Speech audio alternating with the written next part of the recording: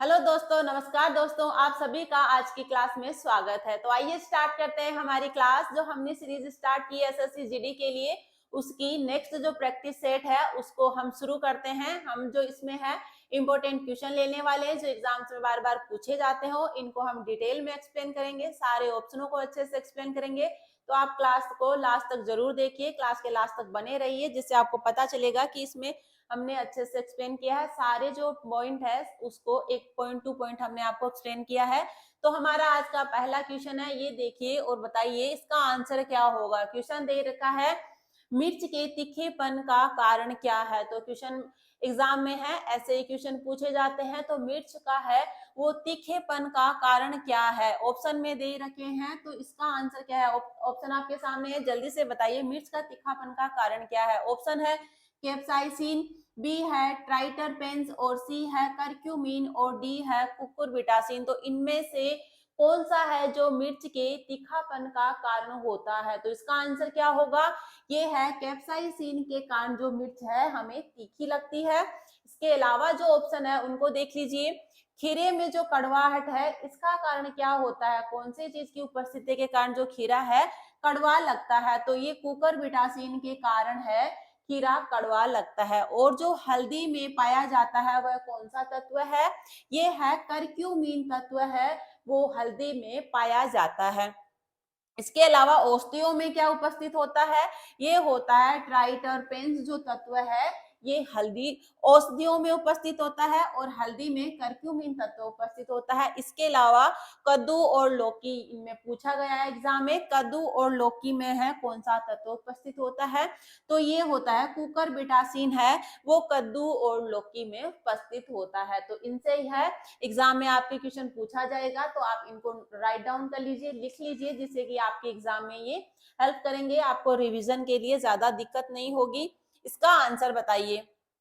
Question में दे रखा है गवर्नर से है, वो क्वेश्चन पूछे जाते हैं। गवर्नर पे हमने अलग से क्लास बनाई है कि भारत में कौन कौन से गवर्नर जनरल, कौन वाइसराय और इनके कार्यकाल के दौरान कौन कौन सी घटनाएं हैं वो घटित होती है, इन्होंने क्या क्या कार्य करवाए भारत में।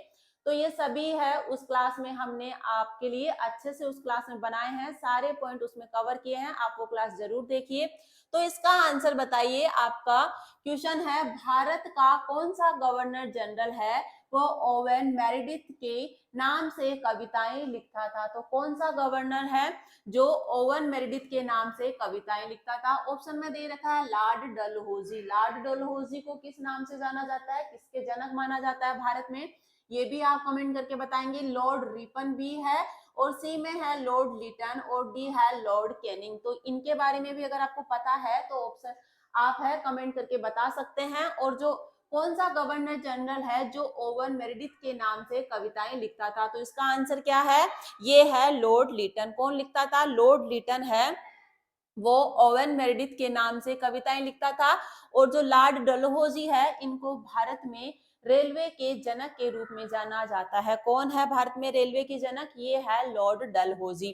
और लॉर्ड रिपिन है, इनके कार्यकाल के दौरान है वो कौन सा बिल आया था, एग्जाम में पूछा जाता है कि इल्बर्ट बिल है वो किनके कार्यकाल के दौरान लाया गया था। तो कौन किनका कार्यकाल था उस टाइम पे, लॉर्ड रिपन के कार्यकाल के दौरान इल्बर्ट बिल लाया गया था। ये पॉइंट इंपोर्टेंट हुए। नेक्स्ट देखते हैं, नेक्स्ट कौन सा है।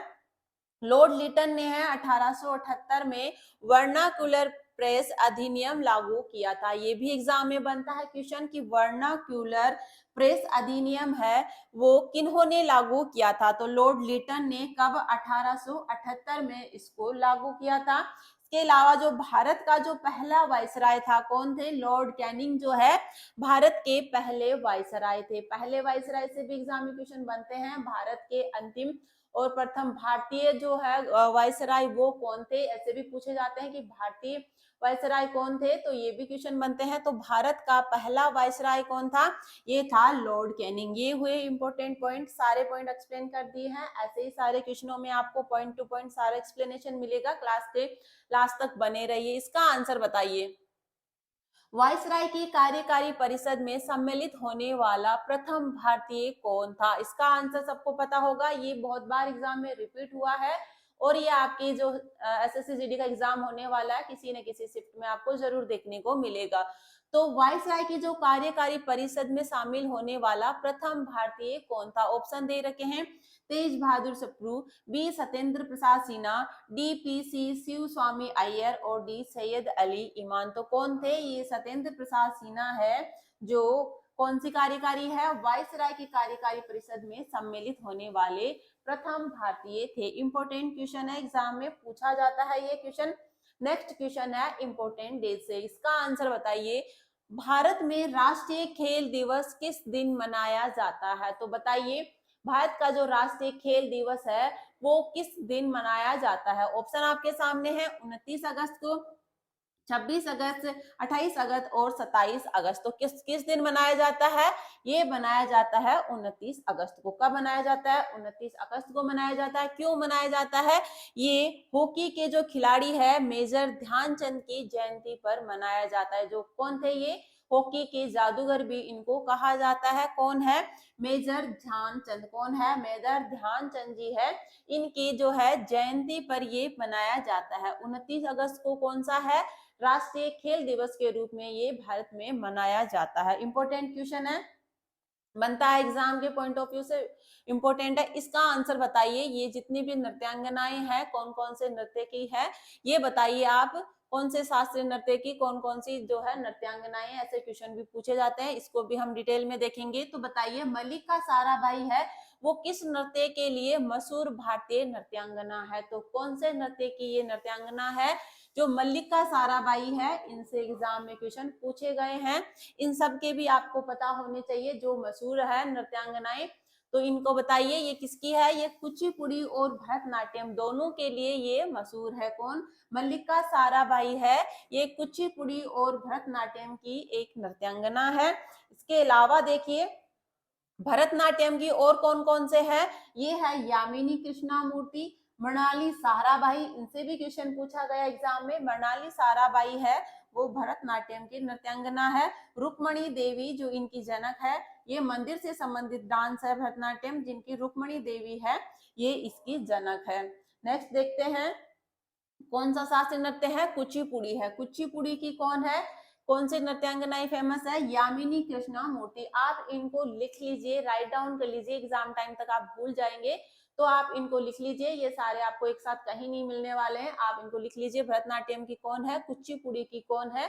सारे लिख लीजिए, एग्जाम में आपके रिवीजन में हेल्प करेगा। कुचिपुड़ी है ये है यामिनी कृष्णामूर्ति और राधा रेड्डी जो कुचिपुड़ी की है ये नृत्यांगना। इसके अलावा सत्रिया की कौन है? ये नवंतम जो है शास्त्रीय नृत्य है, इसके कौन है? शंकर देव है जो सत्रिया के डांसर है। कथक के कौन है? पंडित बिरजू महाराज, बहुत बार एग्जाम में पूछा गया है। तो कौन है कथक के? पंडित बिरजू महाराज है, लिच्छू महाराज है और सितारा देवी है। ये तीनों इंपॉर्टेंट है कथक से संबंधित जो है। और मणिपुरी से कौन है? झावेरी बहन है। कौन है नृत्यांगना कथक मणिपुरी की? ये है झावेरी बहन। मोहिनी अट्टम के लिए कौन फेमस है? कल्याणी अम्मा है, हेमा मालिनी है, श्रीदेवी और भारती शिवाजी। ये जो मोहिनी अट्टम के इंपॉर्टेंट है जो एग्जाम में पूछे जाते हैं, ये सारे इंपॉर्टेंट है। इनकी नृत्यांगनाएं आपको याद रखने हैं, जो मशहूर जो डांसर है उनसे रिलेटेड क्वेश्चन पूछे जाते हैं। कौन से शास्त्रीय नृत्य से कौन संबंधित है, ऐसे करके क्वेश्चन में पूछा जाता है एग्जाम में। तो ये सारे आप लिख लीजिए, सब इंपॉर्टेंट है। नेक्स्ट क्वेश्चन की ओर बढ़ते हैं और इसका आंसर बताइए। इसका आंसर अभी बताया था थोड़ी देर पहले, आपको याद होगा तो आप जल्दी से आंसर कमेंट कर दीजिए। क्वेश्चन दे रखा है भारत का कौन सा ब्रिटिश वायसराय 1884 में लागू किए गए इल्बर्ट बिल से संबंधित है? तो इल्बर्ट बिल से संबंधित है वो कौन सा जो ब्रिटिश वायसराय है वो संबंधित है? भारत का कौन सा वायसराय है जो इल्बर्ट बिल से संबंधित है? तो इसका आंसर क्या होगा? ऑप्शन में दे रखे हैं Lord Ripon, Lord Wellesley, Lord Dufferin और लॉर्ड मेयो। तो इनमें से कौन है जो इल्बर्ट बिल से संबंधित है? ये है लॉर्ड रिपन। कौन है? लॉर्ड रिपन है।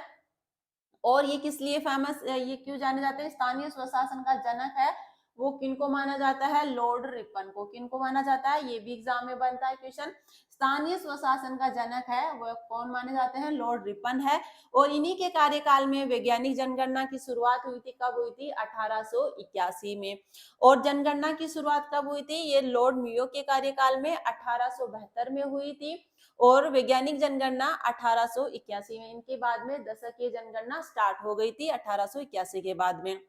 ये अनियमित थी, इसके बाद में नियमित जनगणना शुरू हो गई थी। किन के कार्यकाल से, लॉर्ड रिपन के कार्यकाल से। शिक्षा संबंधित जो आयोग है कौन सा है, हंटर आयोग, वो भी इन्हीं के कार्यकाल में 1882 में आया था।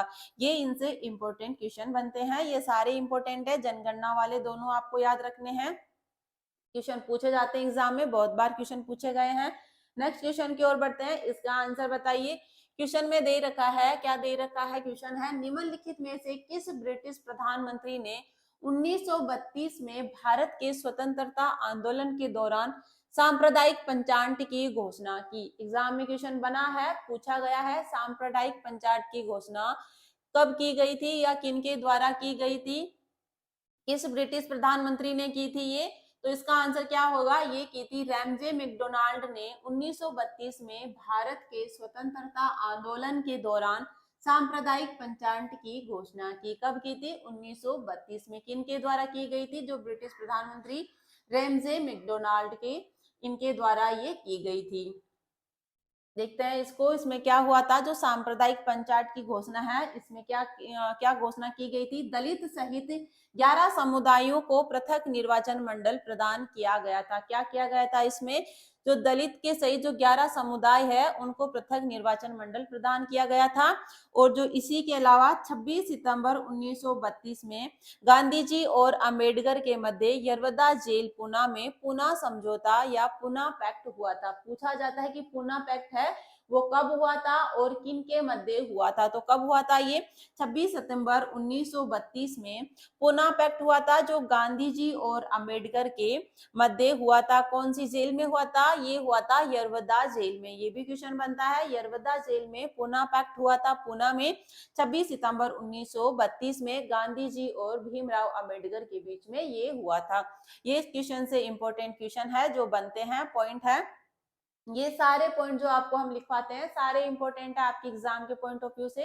तो आप क्लास को अच्छे से देखिए, जो इंपॉर्टेंट पॉइंट बनते हैं उनको आप लिख लीजिए। क्लास को लास्ट तक जरूर देखिए, ये सारे क्वेश्चन है आपके एग्जाम के लिए वेरी वेरी इंपॉर्टेंट है। तो इसका आंसर क्या होगा, क्वेश्चन में दे रखा है भारतीय राष्ट्रीय कांग्रेस के दो समूहों गरम दल और नरम दल में अच्छे संबंध किस समझौते में बने। तो कौन से समझौते में है वो गरम दल और नरम दल एक हुए थे या इनके अच्छे संबंध बने थे। ऑप्शन में दे रखा है गांधी इरविन समझौता, ये है लखनऊ समझौता, कराची समझौता और लाहौर समझौता। तो कौन से समझौते में गरम दल और नरम दल के अच्छे संबंध बने थे, ये लखनऊ समझौता। कौन सा था, लखनऊ समझौता था।